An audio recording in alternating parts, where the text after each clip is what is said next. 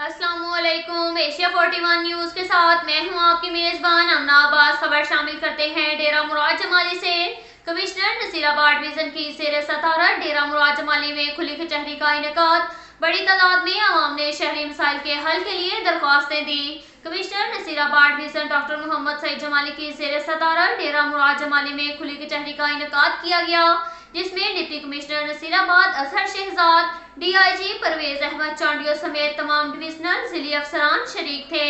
शहरियों ने पीने के पानी, बिजली की गैर एलानिया लोड शेडिंग, ज़राई पानी की किल्लत समेत दीगर मसाइल के बारे में कमिश्नर को कई दरख्वास्तें दी।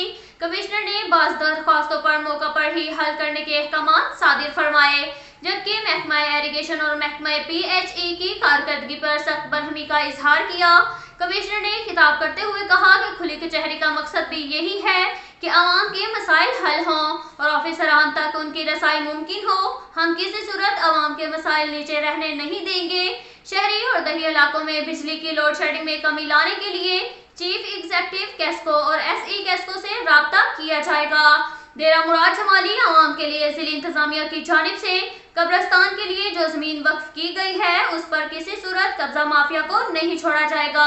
नसीराबाद समेत दीगर इस्लामी डिविजनल सतह पर खुली कचहरियों का इनेकाद किया जाएगा, ताकि अवामी मसाइल में वाज़ेह तौर पर कमी लाई जा सके और जिली अफसरान की कारकर्दगी का भी जायजा लिया जा सके। अब तक के लिए इतना ही काफ़ी है। मिलते हैं अगले बुलेटिन में, हमारे साथ रहिएगा। अल्लाह हाफिज।